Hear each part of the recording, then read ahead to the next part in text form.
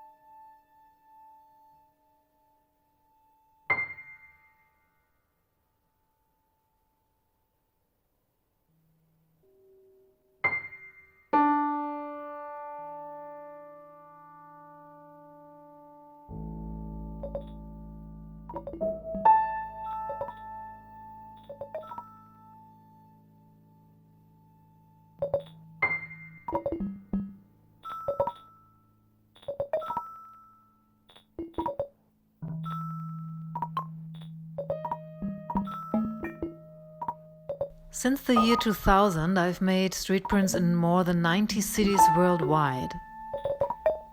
In my work, I deal with the question how time, places and events can be captured and preserved in all their complexity.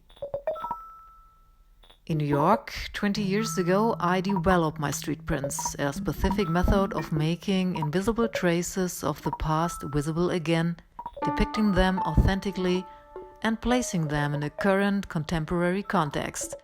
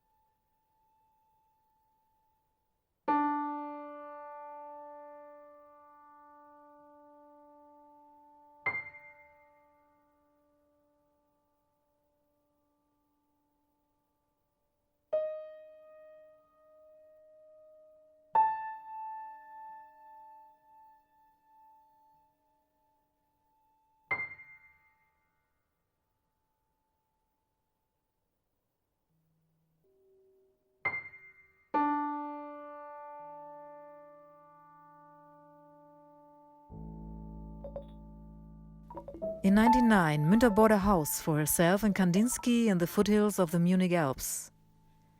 They spent their summers there until 1914. They painted and met artists' friends. Today, the house is a museum, and the rooms are preserved in their original state. The outbreak of the First World War in 1914 marked the end of the Blue Rider group. Kandinsky returned to Moscow alone in November 1914.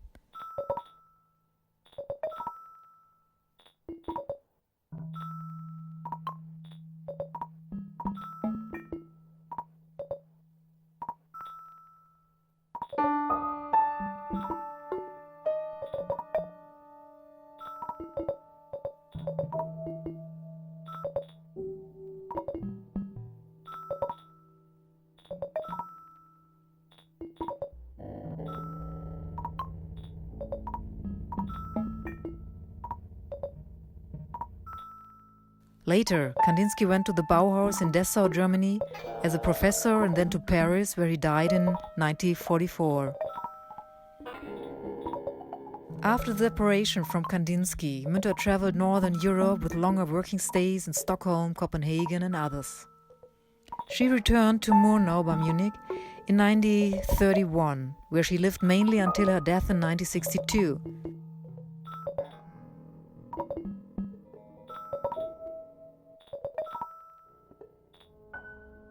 Today the house is a museum with a permanent exhibition of works by Münter and Kandinsky, and also a work of mine in which I reflect the final traces of these two artists.